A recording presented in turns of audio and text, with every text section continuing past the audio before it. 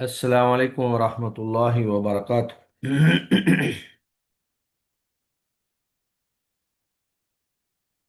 بسم اللہ الرحمن الرحیم۔ الحمد للہ رب العالمین والعاقبۃ للمتقین والصلاة والسلام علی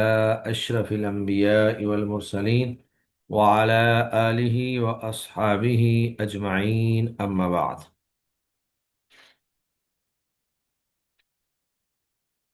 ہمارا باب چل رہا تھا باب صلاۃ الجماعت والامامۃ، یعنی نماز با جماعت اور امامت کے احکام و مسائل کے حوالے سے، اور اس کی چند ایک احادیث باقی ہیں جو ہم ابھی پڑھیں گے، اور اس کے بعد پھر آگے باب صلاۃ المسافر والمریض، وہ انشاءاللہ ہم شروع کریں گے۔ تو چونکہ باب امامت سے متعلق ہے، اس لیے اس میں عورت کی امامت کے حوالے سے بھی گفتگو کی گئی ہے کہ کیا عورت امامت کروا سکتی ہے یا نہیں کروا سکتی۔ تو عورت جو ہے وہ عورتوں کو امامت کروا سکتی ہے، عورت عورتوں کو امامت کروا سکتی ہے، اور اس میں اس بات کا خیال رکھا جائے گا کہ وہ صف کے درمیان میں ہی کھڑی ہوگی، مردوں کی طرح آگے الگ سے مصلی پر کھڑی نہیں ہوگی۔ اب اس حدیث مبارکہ کے اندر نبی کریم صلی اللہ علیہ وآلہ وسلم نے ایک خاتون تھی، سیدہ ام ورقہ بنت نوفل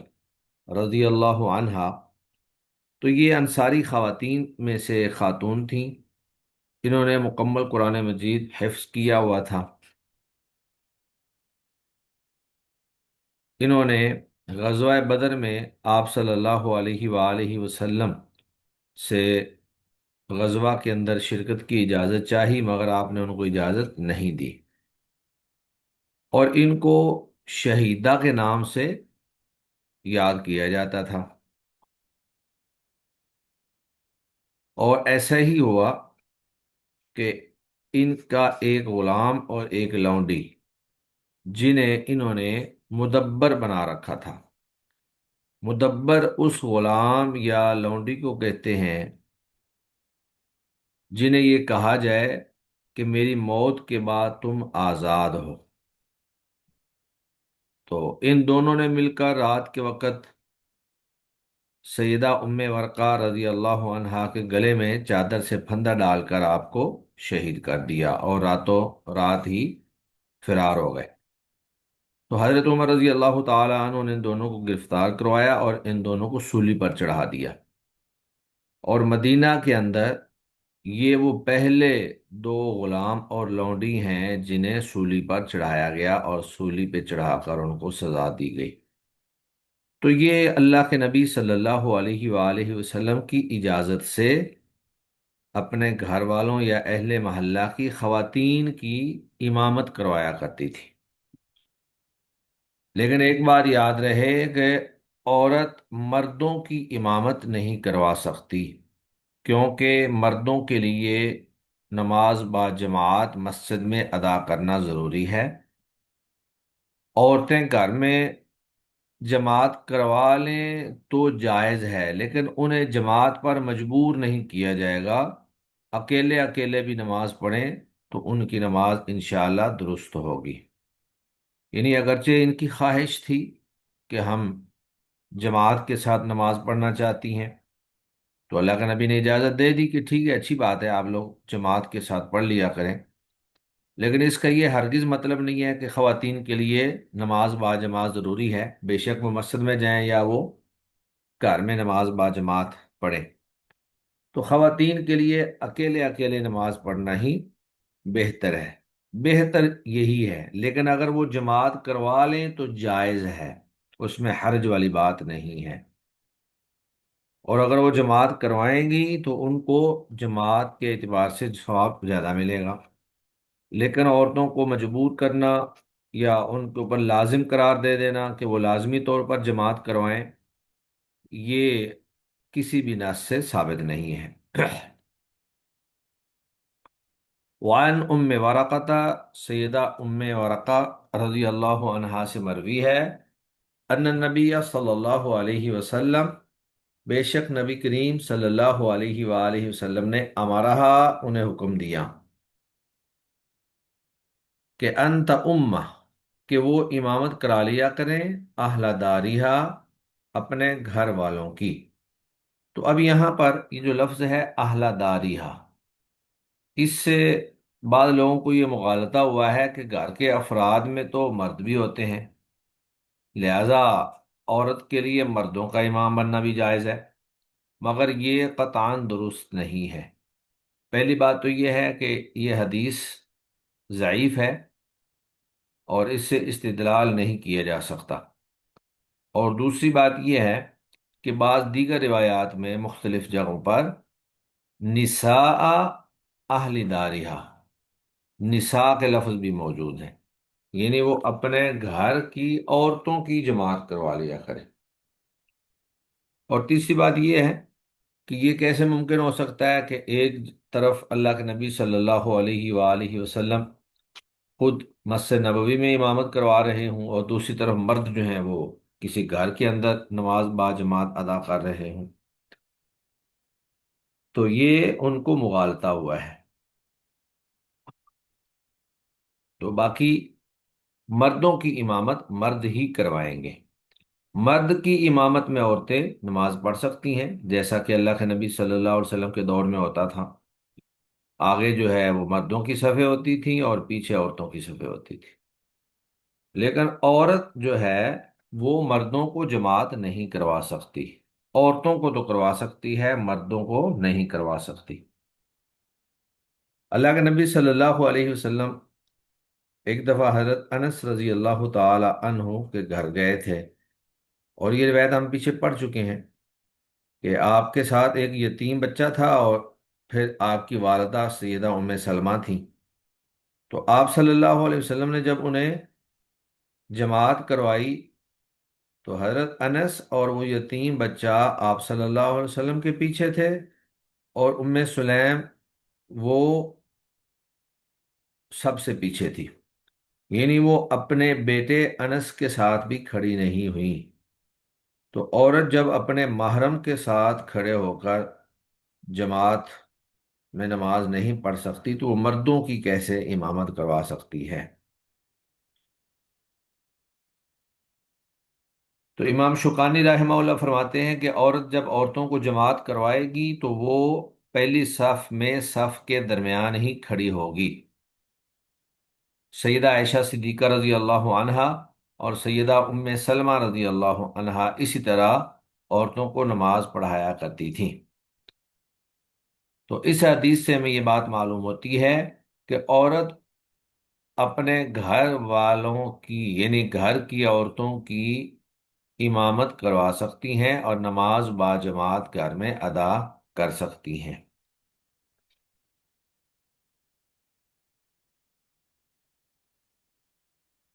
اسی طرح نابینا شخص کی امامت کا حکم، کچھ لوگوں کا خیال ہے کہ نابینا شخص جو ہے وہ امامت نہیں کروا سکتا، حالانکہ ایسی کوئی بات نہیں ہے۔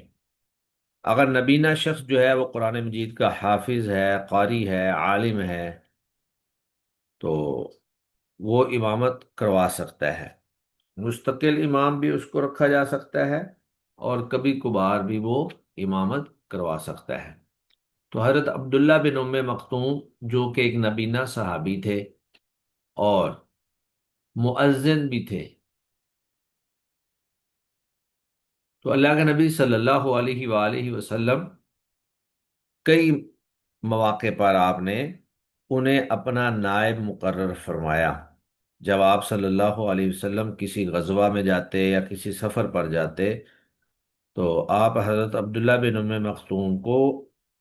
اپنا نائب امام مقرر کر کے جاتے تھے۔ کئی مواقع پر ایسا بھی ہوا کہ حضرت علی رضی اللہ تعالی عنہ بھی موجود ہوتے تھے اور حضرت عبداللہ بن ام مختوم بھی موجود ہوتے تھے۔ تو غزوہ تبوک کے موقع پر آپ صلی اللہ علیہ وسلم نے حضرت علی رضی اللہ تعالی عنہ کو انتظامی امور کا ذمہ دار بنایا، جبکہ حضرت عبداللہ بن ام مختوم کو نماز کی امامت کا ذمہ دار بنایا، جبکہ حضرت علی بھی وہاں ہی موجود تھے۔ تو اس حدیث سے یہ بات معلوم ہوتی ہے کہ نابینا شخص کی امامت درست ہے اور جائز ہے۔ اسی طرح امام کا کسی کو اپنا نائب مقرر کرنا یہ بھی جائز ہے، اس میں بھی کوئی حرج والی بات نہیں ہے۔ اور اس سے یہ بھی معلوم ہوتا ہے کہ ایک نبینا شخص بسا اوقات دوسروں سے زیادہ بڑا عالم اور حافظ اور قاری ہو سکتا ہے۔ اور عصر حاضر میں ہم دیکھتے ہیں کہ سعودی عرب کے مفتی اعظم شیخ ابن باز رحمہ اللہ جو فوت ہو چکے ہیں، وہ نبینا تھے، بچپن میں ہی نبینا ہو گئے تھے، لیکن انہوں نے دین کی تعلیم حاصل کی، علماء مشائخ کی مجالس میں جا کر بیٹھے، اور وہ خود ماشاءاللہ مفتی کے منصب تک پہنچے، اور وہ دنیا کے بڑے علماء میں شمار ہوتے ہیں، صرف سعودی عرب نہیں بلکہ دنیا کے بڑے علماء میں ان کا شمار ہوتا ہے۔ تو نبینا کی امامت میں کوئی حرج والی بات نہیں ہے، نابینا شخص جو ہے وہ بھی امامت کروا سکتا ہے۔ وعن انس رضی اللہ عنہ، سیدنا انس رضی اللہ عنہ سے مروی ہے، ان النبی صلی اللہ علیہ وآلہ وسلم، بے شک نبی کریم صلی اللہ علیہ وآلہ وسلم نے استخلف ابن ام مکتوم، نائب مقرر کیا عبداللہ بن ام مکتوم کو، یا ام الناسا، وہ لوگوں کی امامت کرواتے تھے، وہ اعمی، حالانکہ وہ نابینا تھے۔ تو نبینا ہونا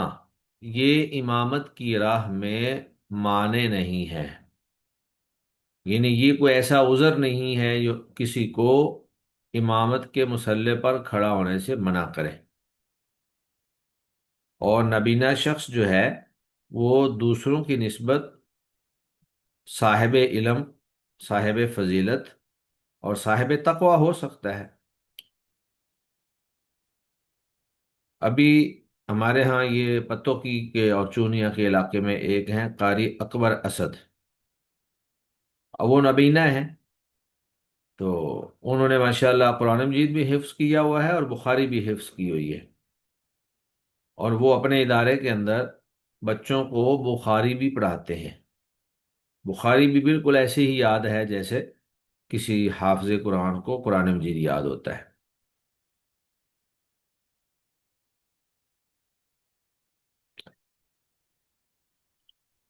رواہ احمد و ابو داود، اس حدیث کو امام احمد اور ابو داود نے روایت کیا ہے۔ وَنَحْوُهُ لِابْنِ حِبَّانَ عن عائشہ، اور ابن حبان نے بھی اسی طرح کی حدیث سیدہ عائشہ رضی اللہ تعالی عنہا سے نقل کی ہے۔ یہ تو حضرت انس رضی اللہ تعالی عنہ سے ہے، تو ابن حبان میں سیدہ عائشہ رضی اللہ عنہا سے بھی اسی طرح کی حدیث موجود ہے۔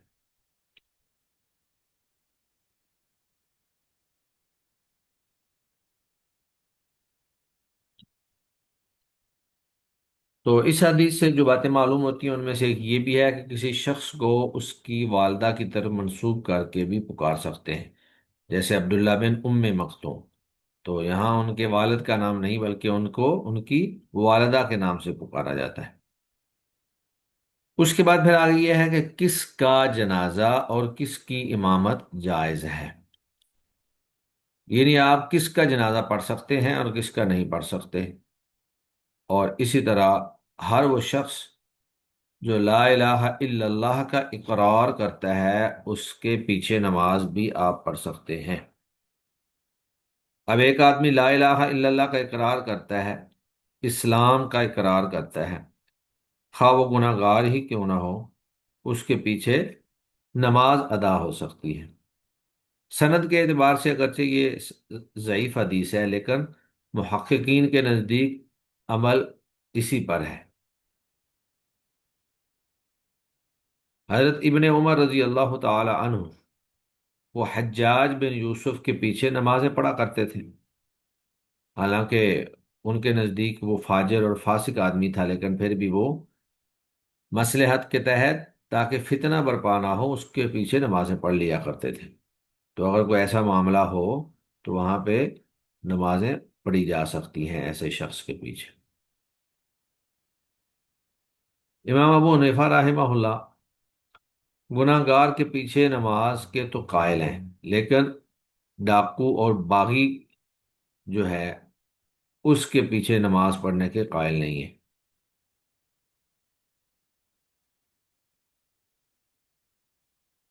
اسی طرح اس حدیث میں دو مسئلے ہیں، ایک مسئلہ تو یہ ہے کہ آپ نے کس کی نماز جنازہ پڑھنی ہے، اور دوسرا مسئلہ یہ ہے کہ آپ کس کے پیچھے نماز پڑھ سکتے ہیں۔ تو نماز جنازہ ہر اس بندے کی پڑھی جائے گی جو لا الہ الا اللہ کا اقرار کرتا ہے، جو کلمہ گو ہے، بے شک وہ گناہ گار ہی کیوں نہ ہو۔ ہاں البتہ اگر کوئی شخص خودکشی کر لیتا ہے تو اس میں پھر اہل علم کا اختلاف ہے، بعض کہتے ہیں کہ اس کی نماز جنازہ نہیں پڑھی جائے گی، لیکن بعض کہتے ہیں کہ اس کی بھی نماز جنازہ پڑھی جائے گی، ہاں البتہ اس میں علماء اور بزرگ اور مشائخ لوگوں کو شریک نہیں ہونا چاہیے، عام لوگ جو ہیں وہ اس کی نماز جنازہ پڑھ لیں۔ اللہ کے نبی صلی اللہ علیہ وآلہ وسلم نے ایک خودکشی کرنے والے شخص کی نماز جنازہ خود تو نہیں پڑھی تھی، لیکن صحابہ کرام سے کہا تھا کہ جاؤ تم اس کی نماز جنازہ پڑھ لو۔ تو یہ اصل میں حوصلہ شکنی کرنا مقصد ہے، کہ کوئی شخص جو ہے وہ اگر خودکشی کر لے تو اس کی اور دیگر لوگوں کی حوصلہ شکنی کرنا مقصد ہے کہ کوئی شخص آئندہ یہ خودکشی نہ کرے۔ تو نماز جنازہ اس کی پڑھی جائے گی، لیکن معروف لوگ اور علماء کا طبقہ اور مشائخ کا طبقہ جو ہے وہ اس میں شریک نہیں ہوگا، عام لوگ جو ہیں وہ اس کی نماز جنازہ پڑھ لیں گے۔ وعن ابن عمر رضی اللہ عنہما، سیدنا عبداللہ بن عمر رضی اللہ عنہما سے مروی ہے، قال انہوں نے کہا، قال رسول اللہ صلی اللہ علیہ وسلم، رسول اللہ صلی اللہ علیہ وآلہ وسلم نے فرمایا، صلو،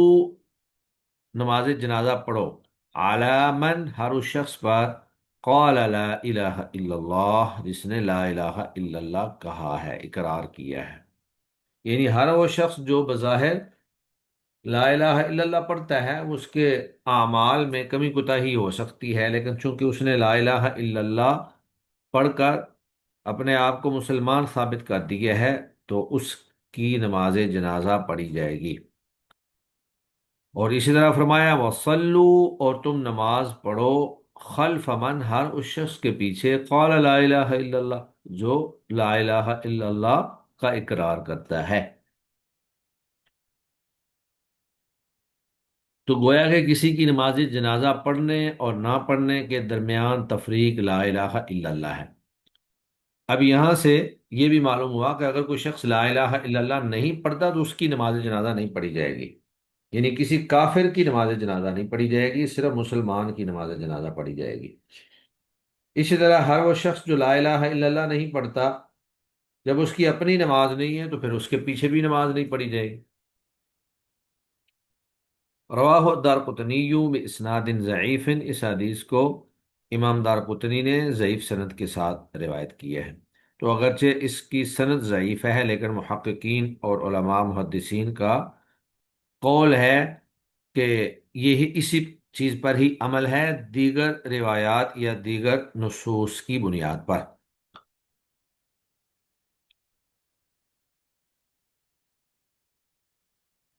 اب چونکہ یہ باب امامت کے حوالے سے بھی ہے، تو اگر کوئی شخص امام کے ساتھ اس حال میں آ کر ملے کہ وہ رکوع میں ہو یا سجدے میں ہو یا تشہد میں ہو یا کسی بھی کیفیت میں ہو، تو جو شخص بعد میں آ کر نماز با جماعت میں شریک ہوا ہے، اب وہ شروع سے اپنی نماز شروع نہیں کرے گا۔ یہ نہیں ہے کہ امام سجدے میں ہے تو وہ شروع سے آ کر پہلے ثنا پڑھنا شروع کر دے، پھر سورہ فاتحہ پڑھے، پھر رکوع جائے، پھر رکوع سے اٹھے اور پھر جا کر سجدے میں شریک ہو، ایسے نہیں کرنا، بلکہ جس کیفیت میں امام موجود ہو وہ براہ راست اسی حالت میں امام کے ساتھ شامل ہو جائے گا، اور جو اس کی نماز رہ جائے گی اس کو وہ بعد میں مکمل کرے گا۔ امام اگر رکوع میں ہے تو وہ تکبیر تحریمہ کہہ کر، اللہ اکبر تکبیر تحریمہ چونکہ نماز کا آغاز ہوتا ہے، تو تکبیر تحریمہ کہہ کر وہ سیدھا رکوع میں چلا جائے گا۔ اگر امام سجدے میں ہے تو وہ تکبیر تحریمہ کہہ کر سیدھا سجدے میں چلا جائے گا، اور اگر امام تشہد میں بیٹھا ہے تو وہ سیدھا تشہد میں چلا جائے گا، اور جتنی نماز اس کی، ایک رکعت دو رکعتیں جو بھی رہ گئی ہے، وہ پھر کھڑے ہو کر بعد میں اس کو مکمل کر لے گا۔ وعن علی بن ابی طالب رضی اللہ عنہ، سیدنا علی بن ابی طالب رضی اللہ عنہ سے مروی ہے، قال رسول اللہ صلی اللہ علیہ وسلم، رسول اللہ صلی اللہ علیہ وآلہ وسلم نے فرمایا، اذا اتا احدکم الصلاۃ، جب تم میں سے کوئی شخص نماز کے لیے آئے، والامام علی حال، اور امام کسی ایک حالت پر ہو، اور امام کسی ایک حالت پر ہو، کسی بھی حالت پر ہو سکتا ہے، وہ قیام میں بھی ہو سکتا ہے، وہ رکوع میں بھی ہو سکتا ہے، وہ سجدے میں اور تشہد میں بھی ہو سکتا ہے، کسی بھی حالت پر امام موجود ہو، تو اس کو کیا چاہیے؟ فَلْيَصْنَعْ، بس اسے چاہیے کہ وہ وہی کرے، کما یصنع الامام، جیسے امام کرتا ہے، یعنی وہ پھر امام کے ساتھ مل جائے، جس حالت میں امام ہے اسی حالت میں وہ شریک ہو جائے۔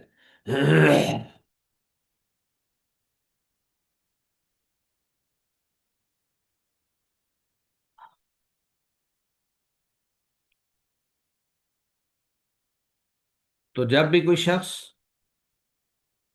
نماز با جماعت میں شامل ہونا چاہے، تو جس صورت میں، جس حالت میں، جس کیفیت میں امام موجود ہے اسی کیفیت میں وہ امام کے ساتھ شریک ہو جائے گا، اور اگر اس کی کچھ نماز رہ گئی ہے تو وہ پھر اپنی نماز بعد میں مکمل کر لے گا۔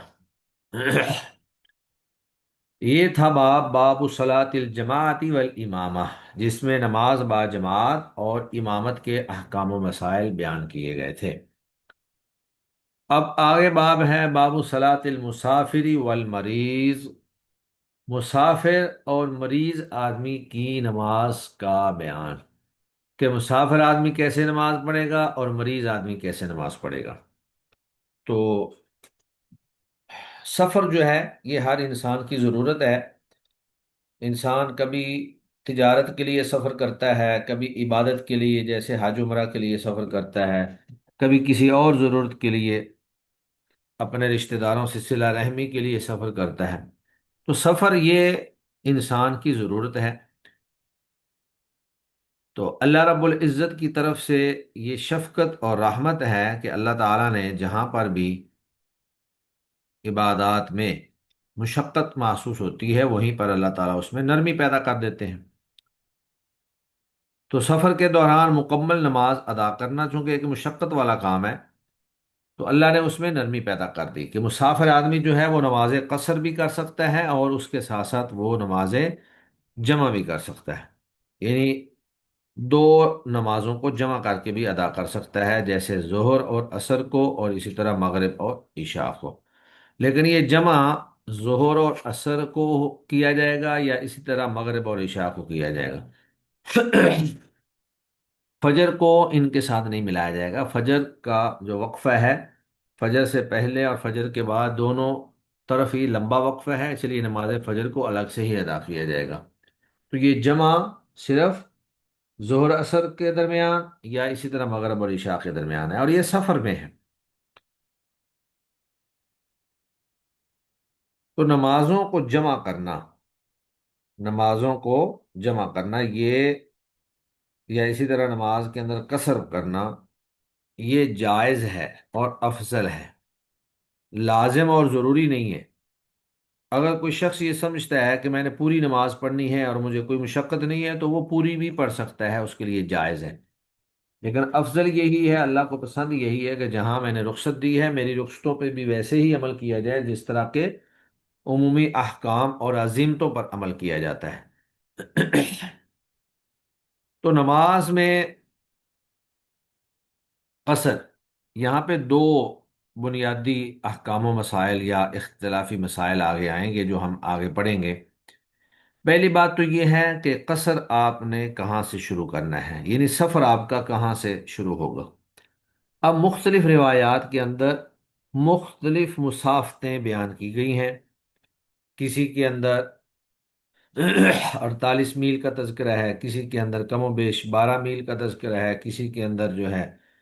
وہ 15 کلومیٹر کا یا فراسخ کا تذکرہ ہے، تو بہرحال وہ کافی اختلاف ہے۔ لیکن شیخ الاسلام امام ابن تیمیہ رحمہ اللہ اور اسی طرح ان کے شاگرد حافظ ابن قیم رحمہ اللہ، ان کا یہ خیال ہے اور راج موقف بھی یہی ہے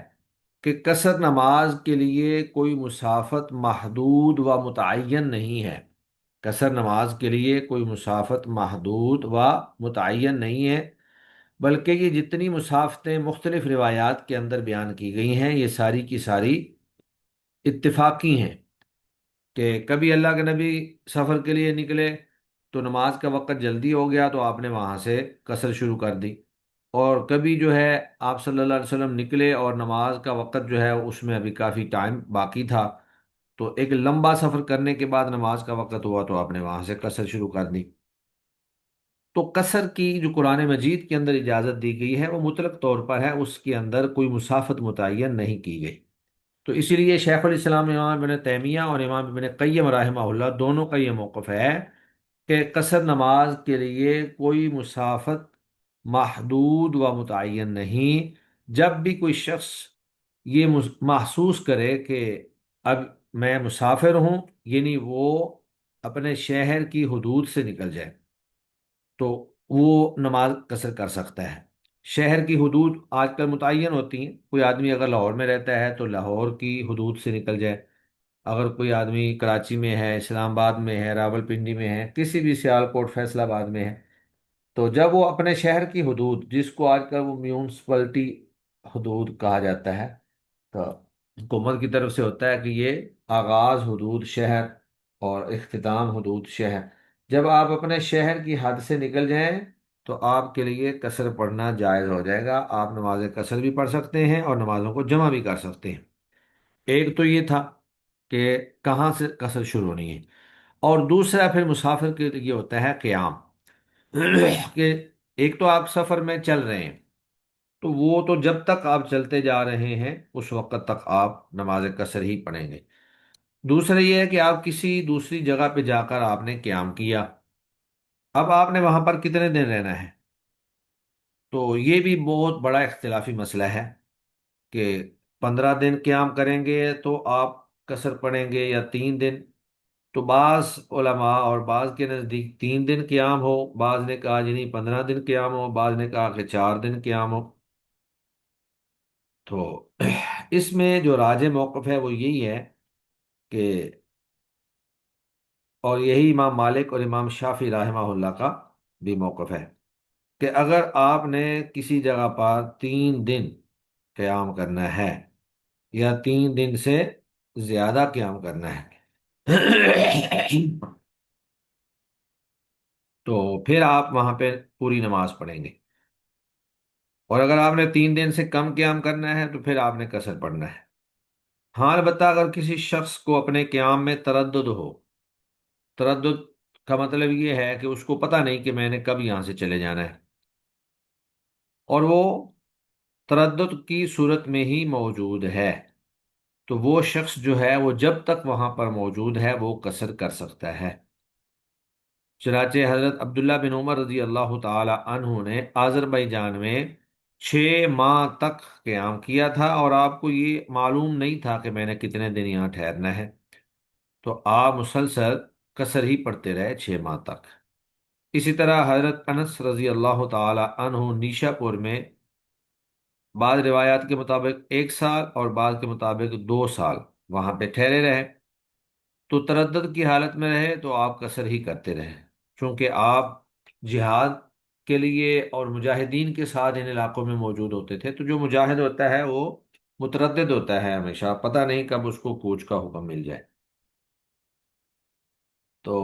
ان واقعات سے یہ بات واضح ہوتی ہے کہ اگر کوئی شخص متردد ہو، اس کو اپنے قیام کا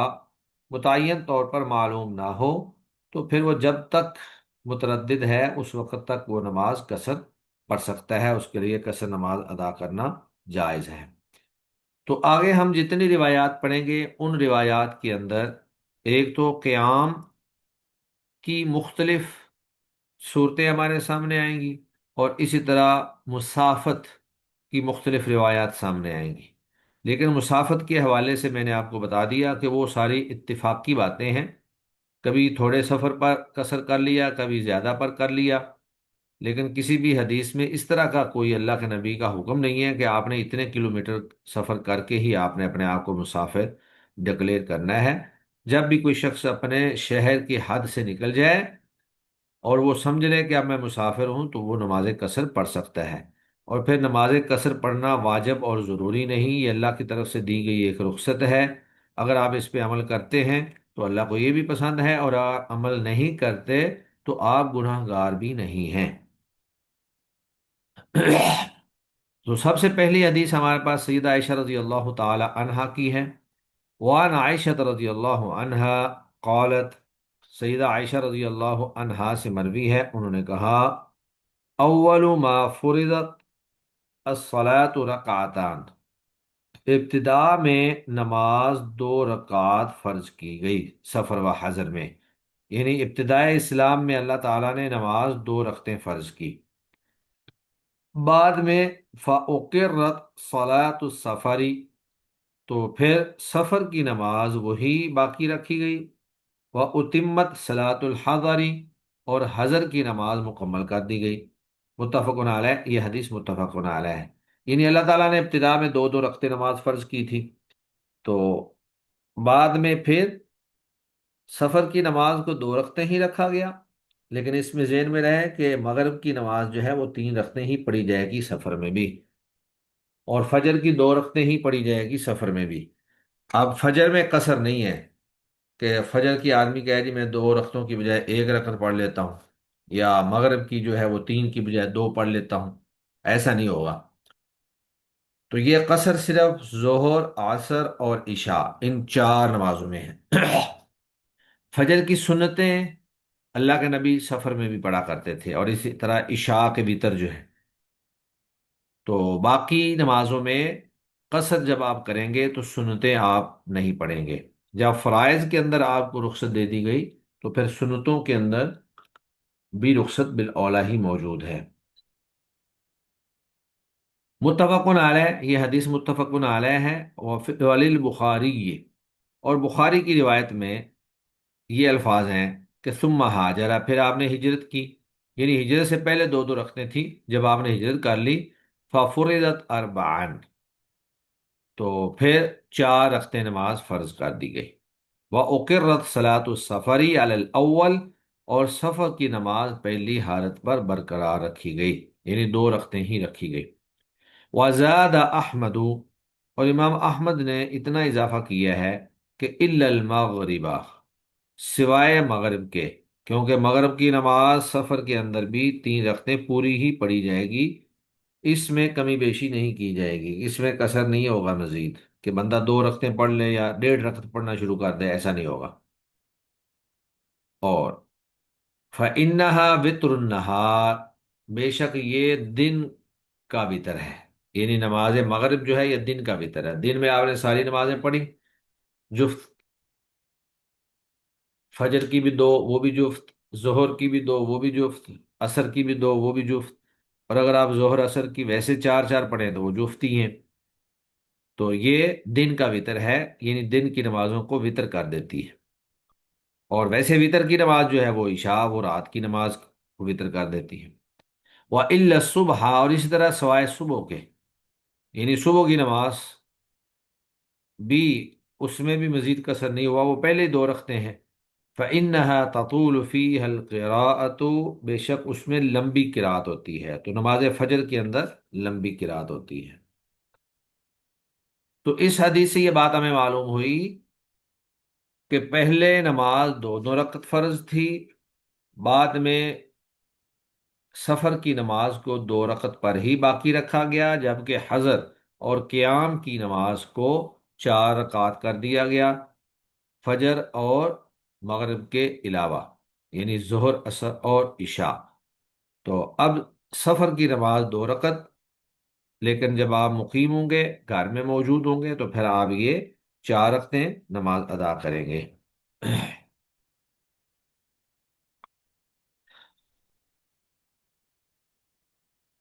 اب نماز قصر پڑھنا، اس میں اگرچہ اہل علم کا اختلاف ہے۔ قرآن مجید میں تو چونکہ مطلق بیان ہوا ہے، اور اس سے یہی معلوم ہوتا ہے کہ قصر ادا کرنا یہ جائز ہے، واجب نہیں۔ امام ابو حنیفہ رحمہ اللہ کا مسلک یہ ہے کہ سفر میں قصر پڑھنا واجب ہے، جبکہ امام احمد اور امام شافعی رحمہ اللہ اسے جائز اور سنت قرار دیتے ہیں، اور اسے رخصت پر محمول کرتے ہیں، اور یہی راجح صحیح موقف ہے کہ یہ واجب نہیں ہے۔ اگر کوئی پوری نماز پڑھ لے تو وہ گناہ گار نہیں ہوگا، انشاءاللہ اس کی نماز درست ہوگی۔ اسی طرح سفر کے اندر ایک دوسری چیز کی جو رخصت اللہ کی طرف سے دی گئی ہے وہ ہے روزہ۔ یعنی اگر رمضان کے روزے چل رہے ہوں اور کوئی شخص سفر پہ چلا جائے تو اس کو روزہ چھوڑنے کی بھی اجازت ہے۔ فرض نہیں ہے کہ وہ لازمی طور پر روزہ چھوڑے، لیکن اگر وہ مشقت محسوس کرتا ہے، اور اس کو گرمی کا اگر شدید موسم ہے اور سفر بھی مشقت والا ہے، تو پھر وہ روزہ چھوڑ سکتا ہے اور بعد میں رمضان کے بعد اس کی وہ قضا کر لے۔ لیکن اگر وہ یہ سمجھتا ہے کہ میں روزہ رکھ سکتا ہوں، میرا سفر اتنا مشقت والا نہیں ہے، اے سی گاڑی کے اندر بڑے سکون کے ساتھ میں سفر کر لوں گا، تو وہ روزہ رکھ لے، لیکن اس کے باوجود وہ چھوڑ بھی سکتا ہے۔ تو جب اللہ تعالیٰ نے ایک رخصت دے دی ہے تو وہ رخصت سے فائدہ اٹھا سکتا ہے۔ وعن عائشہ رضی اللہ عنہا، سیدہ عائشہ رضی اللہ عنہا سے مروی ہے، ان النبی صلی اللہ علیہ وسلم، تھے نبی کریم صلی اللہ علیہ وسلم، کان یقصر فی السفر، آپ سفر میں قصر بھی کرتے تھے، ویتم، اور پوری نماز بھی پڑھتے تھے۔ یعنی اللہ کے نبی سے بھی دونوں ہی عمل ثابت ہیں، آپ کبھی قصر کر لیتے اور کبھی آپ پوری نماز پڑھ لیتے، چار رکعتوں والی جو ہے اس کی چاروں کی چاروں ہی پڑھ لیتے۔ اور دوسرا وَيَصُومُ وَيُفْطِرُ، اور آپ روزہ بھی رکھتے اور آپ روزہ چھوڑ بھی دیتے۔ یعنی نماز قصر میں بھی آپ دونوں طرح عمل کرتے تھے، اور روزہ چھوڑنے میں بھی آپ دونوں طرح عمل کرتے تھے، کبھی روزہ رکھ لیتے تھے اور کبھی روزہ چھوڑ دیتے تھے۔ رواہ الدارقطنی، اس حدیث کو امام دارقطنی نے روایت کیا ہے، اور رواتہ ثقات، اور اس کے تمام راوی ثقہ ہیں، الا انہ معلول، مگر یہ حدیث معلول ہے۔ تو معلول کیا ہے، علت کیا ہے؟ حافظ ابن حجر رحمہ اللہ فرماتے ہیں کہ بخاری شریف کے اندر ایک حدیث ہے سیدنا ابن عمر رضی اللہ تعالیٰ عنہ کی، اس میں یہ ہے کہ آپ صلی اللہ علیہ وسلم سفر میں 2 رکعتوں سے زیادہ نہیں پڑھتے تھے۔ تو بعض اہل علم نے کہا جی یہ علت ہے، لیکن صحیح بات یہ ہے کہ یہ علت نہیں ہے، ان دونوں احادیث کو جمع کرنا ممکن ہے۔ اس حدیث کے اندر صرف اتنا ہے کہ آپ ہمیشہ 2 پڑھتے تھے، اور اس حدیث کے اندر یہ ہے کہ آپ قصر بھی کر لیتے تھے اور آپ پوری بھی نماز پڑھ لیتے تھے۔ تو اس میں جمع اور تطبیق یوں ہوگی کہ اللہ کے نبی صلی اللہ علیہ وسلم کبھی پوری نماز پڑھتے تھے اور کبھی آپ قصر کرتے تھے۔ اور ہو سکتا ہے کہ جن سفروں میں حضرت ابن عمر آپ کے ساتھ ہوں، ان تمام اسفار میں آپ نے قصر ہی کیا ہو، اس لیے انہوں نے کہہ دیا کہ آپ ہمیشہ قصر کرتے تھے۔ اور ایک اصول ہے محدثین کا کہ ان المثبت مقدم علی النافی، اگر کوئی شخص، کوئی راوی کسی چیز کو ثابت کر رہا ہے تو وہ نفی کرنے والے پر اس کو مقدم کیا جائے گا۔ تو اس حدیث کے اندر ایک چیز ثابت ہے اور اس حدیث کے اندر نفی ہے، تو لہذا یہ موقف جو ہے وہ واضح ہے۔ والمحفوظ عن عائشہ من فعلها، اور حضرت عائشہ رضی اللہ عنہا کا عمل بھی محفوظ ہے، وہ یہ ہے، وقالت، کہ انہوں نے کہا، انہ لا یشق علیہ، کہ میرے اوپر پوری نماز پڑھنا گراں نہیں ہوتا، یعنی وہ خود بھی پوری نماز پڑھ لیا کرتی تھی۔ اخرجہ البیہقی، اس حدیث کو امام بہقی نے روایت کیا ہے۔ تو یہ ہماری میٹنگ ختم ہونے لگی ہے، آپ لوگ 2 منٹ کے بعد دوبارہ اسی لنک کو جوائن کر کے کلاس میں آ جائیں۔ سبحانک اللہم و بحمدک، اشہد ان لا